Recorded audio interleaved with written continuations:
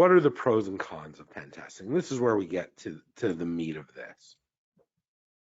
Pen testing, by its very nature, is not without risk. The risk cannot be eliminated, but it can be controlled. Your network, your systems are like a Jenga tower. Pen testers pull pieces one at a time to see what they can do with it. Problem is that sooner or later that tower falls sometimes. So there are potential system outages. They can create sensitive data exposure and collateral damage. You're inviting an outside source to access your sensitive systems and data. Trust is a key issue, and the tester must be experienced. Unexpected software flaws in the part of the testers can create a denial of service attack, not meaning to, it just can happen. Unexpected device misconfiguration, backdoor vulnerability can invite unwanted guests. Test conditions need to be realistic, and there's a potential for false negatives. They may have just, messed up the test. Yeah, and another thing to note here, just kind of in general with pen testing, even using AI tools, is by the very nature of these tests, you're never going to be able to test for something that doesn't exist yet. There may be vulnerabilities tomorrow or next week that pop up that you're just not going to be able to get in a pen test. So it's never going to be, fully comprehensive for every little problem on your network.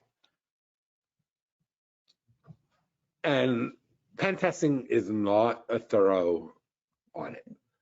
The reason is that they'll provide accurate information about the chosen system vulnerabilities. But what about the ones they didn't choose?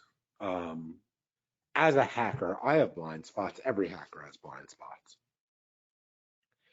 And the results are sometimes open for interpretation. The parameters can be limited, and there's often a false sense of security with it.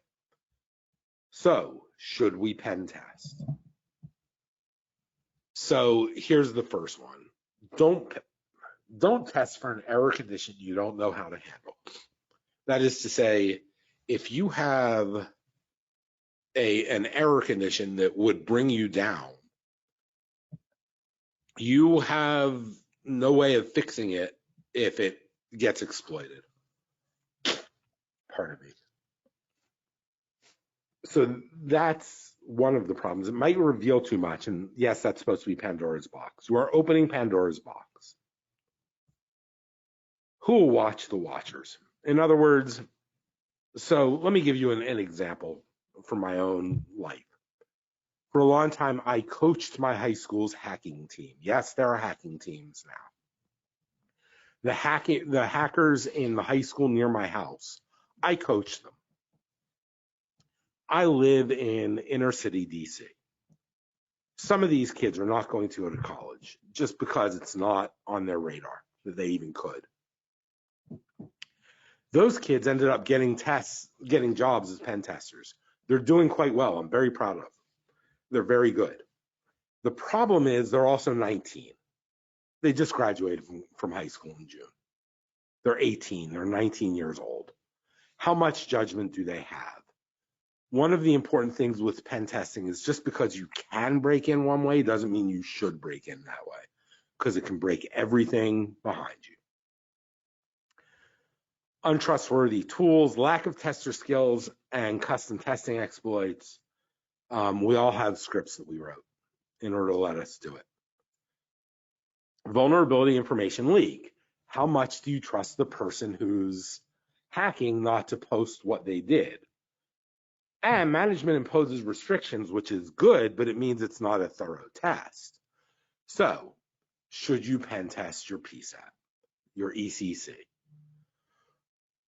In general, we've tended to recommend against, and I'm going to let Aaron do this part.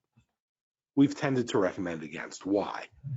Right. So the big thing to consider here, and we've talked about it, especially with the last couple of slides, is you're going to have to make a lot of assumptions to some degree with pen testing. And when you look at a critical system like a PSAP, you kind of it's it sort of bumps up all these risks even further. So, with a lot of PSAPs having live and backup systems, they should be identical. But are they actually identical? Is everything as you would expect it to be? Are you 100% sure that you can, in the event of a pen test on the backup or even the live, and you're using the backup, can you swap between those 100% of the time?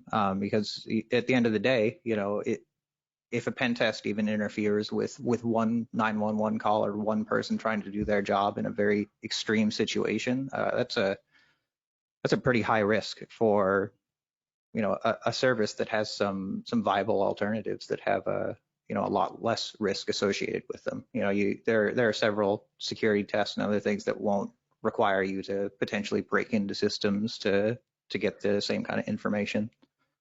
And on that note, one thing that Aaron spoke about that I do want to bring up, if you are going to do a pen test, you have to make sure that you're only doing it on your backup network, that you don't do it on your live, or you do it on your live and you move to your backup network.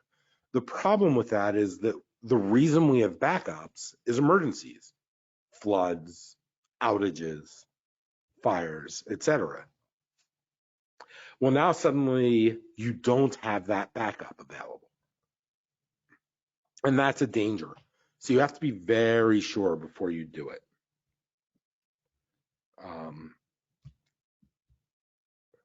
So what are the alternatives? And Aaron spoke about this. You have other options. What are they? There's a vulnerability assessment. Now, when you're doing a vulnerability assessment, it is really, really important that you do it with an eye to the data. A lot of vulnerability assessments are done looking at a chart, at a network diagram that tells you how your network is configured. That's great, but it's nowhere near enough because it doesn't include the actual packets going in and out. One of the things that we do, and we'll talk about cyber benchmarks later, when we do a cyber benchmark, is we actually put a device on to look at all the packets in and out, and we forensically examine those packets. We do that because otherwise we can't know what's actually going through your network, only what you tell us is going through your network. And the biggest danger is the stuff that you don't know about.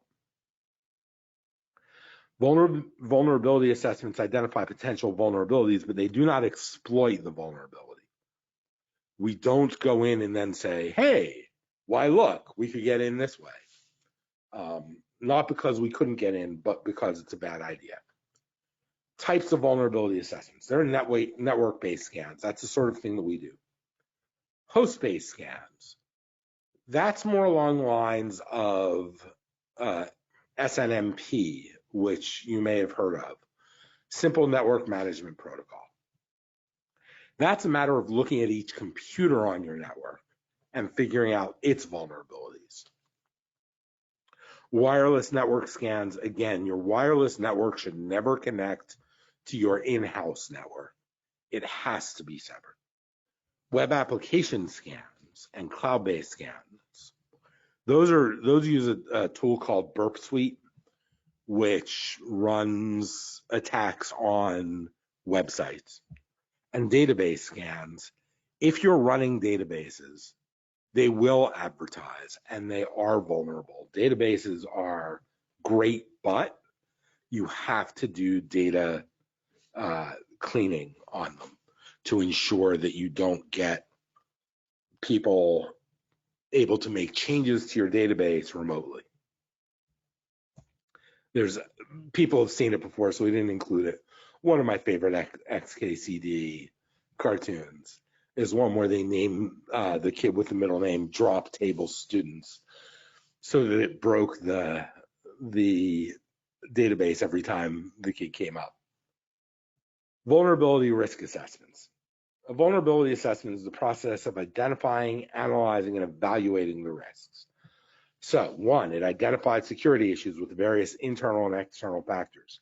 It determines new security requirements. So if you see that your network is broadcasting a certain kind of traffic, You have two choices. You can turn that off, or you can have a new security requirement. It creates an awareness about risks and measures needed to fix them. That's part of the process, and I'll show you that in a moment. And it allows for better planning of IT structure and resources to create new security plans and policies. Whereas pen testing evaluates the existing vulnerability in your network infrastructure or application configurations and acts on them, it's not sufficient as a complete vulnerability assessment and is in fact a separate process. Again, a pen test might be a tool of an ethical hacker, but it's not all that an ethical hacker does. A vulnerability assessment aims to uncover vulnerabilities in the network and recommend the appropriate mitigation or remediation to reduce or remove the risks. So the risk assessment steps are: first, we identify the risks. Then we perform an analysis of what those risks are and how they can be used. And then we evaluate the risks, categorize, and determine effective methods to eliminate or prevent risks, which is why you get something that looks like this when you do a vulnerability assessment. On this segment, we saw these vulnerabilities. We consider them high, medium, medium low, and low. So just so you know, there's another one that's not on here, critical. Critical means they're on your network right now. High means this is how they could easily get access to your network. High medium is this is kind of bad, but we suspect that you have a good reason for doing it. And if so, we'll move it down because you're aware of the vulnerability. Medium means if they got in, they would use this to take control, and low is basically informational. And then this is our assessment of the risk level. You need to go through and say, what's the real risk level based on your network? What's the work effort to fix it? Is this going to take 3 of you a long time? And what's the priority? Are you going to get this immediately, or is this something that you can do in 6 months?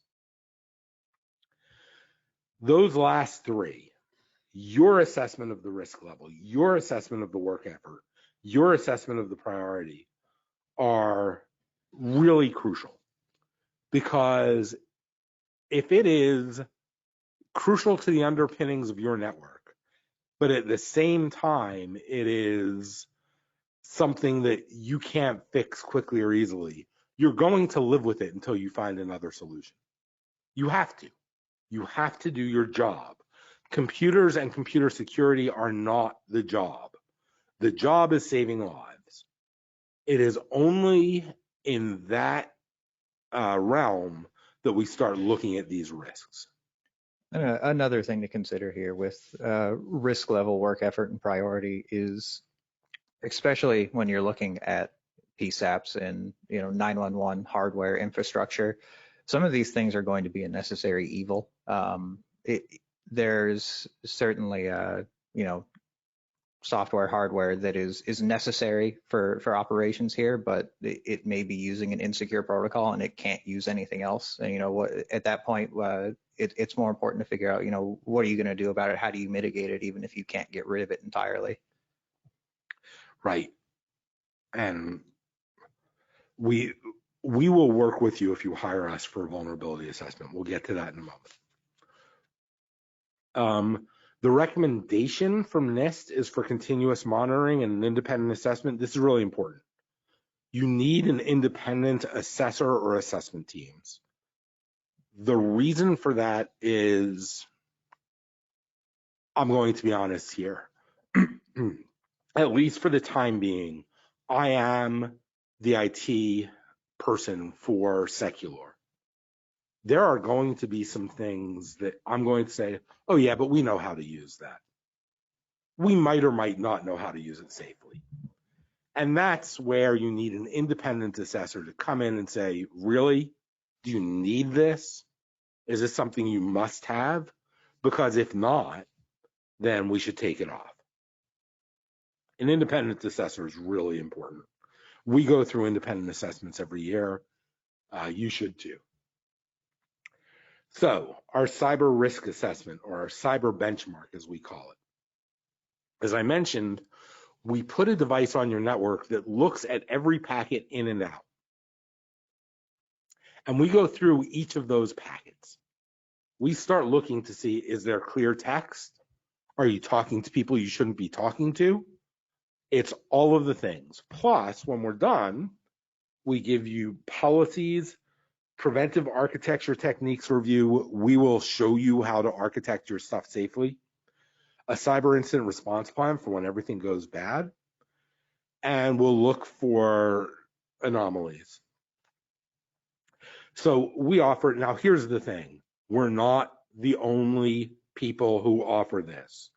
I don't care who you get it from, you need a good risk assessment. And good is important there. I don't know how to phrase this politely, but there are any number of people who will say that they'll give you a risk assessment, and their risk assessment boils down to what you already have with Microsoft Defender or anything like it. And that's not useful.